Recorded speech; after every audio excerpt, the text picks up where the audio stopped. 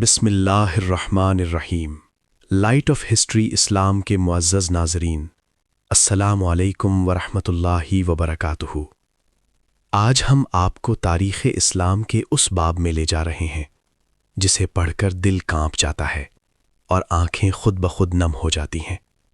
یہ کہانی ہے ایک ایسے انسان کی جو خلیفہ بھی تھا اور خادم بھی، جس کا نام سن کر ظالم لرزتے تھے اور مظلوم سکھ کا سانس لیتے تھے۔ وہ تھے امیر المؤمنین حضرت عمر بن خطاب رضی اللہ عنہ۔ مدینہ کی رات خاموش تھی، آسمان پر ستارے جگمگا رہے تھے اور گلیاں اندھیرے میں ڈوبی ہوئی تھیں، مگر اس خاموشی میں ایک شخص بیدار تھا جس کے دل میں امت کا بوجھ تھا، جس کی نیند مسلمانوں کی ذمہ داریوں نے چرا لی تھی۔ یہ عمر بن خطاب تھے، امیر المومنین، جو راتوں کو چھپ کر مدینہ کی گلیوں میں گشت کیا کرتے تھے۔ عمر کا یہ معمول تھا کہ وہ بغیر کسی محافظ کے عام لباس میں لوگوں کے حالات جاننے نکلتے، نہ کوئی اعلان، نہ کوئی پہچان۔ وہ اس بات سے خوف زدہ رہتے تھے کہ کہیں قیامت کے دن کوئی مظلوم ان کے خلاف اللہ کے حضور کھڑا نہ ہو جائے۔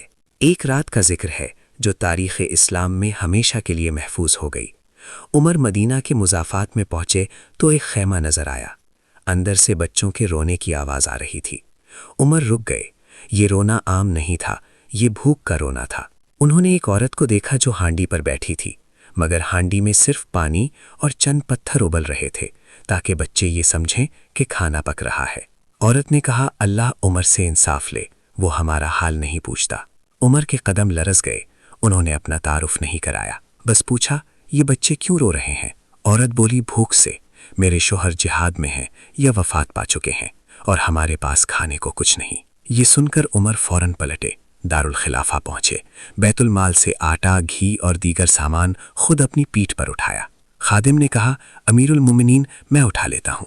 عمر نے جواب دیا، قیامت کے دن میرا بوجھ بھی تم اٹھاؤ گے؟ وہ خود سامان لے کر واپس آئے، خود آگ جلائی، خود کھانا پکایا، یہاں تک کہ دھواں ان کی داڑھی سے ٹکرا رہا تھا۔ پھر بچوں کو کھلایا۔ جب بچے ہنسنے لگے اور سو گئے تو عمر وہیں بیٹھ گئے۔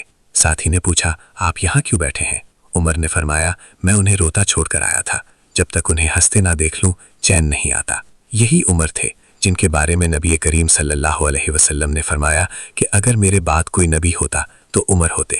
یہ واقعہ ہمیں سکھاتا ہے کہ قیادت تخت پر بیٹھنے کا نام نہیں، بلکہ لوگوں کے دکھ اپنے دل پر لینے کا نام ہے۔ عمر کی راتیں امت کے نام تھیں اور ان کا دن عدل کے قیام کے لیے۔ یہی اگر آپ کو یہ واقعہ پسند آیا تو ویڈیو کو لائک کریں، چینل کو سبسکرائب کریں اور اس پیغام کو دنیا تک پہنچائیں۔ جزاکم اللہ خیرا۔ والسلام علیکم ورحمۃ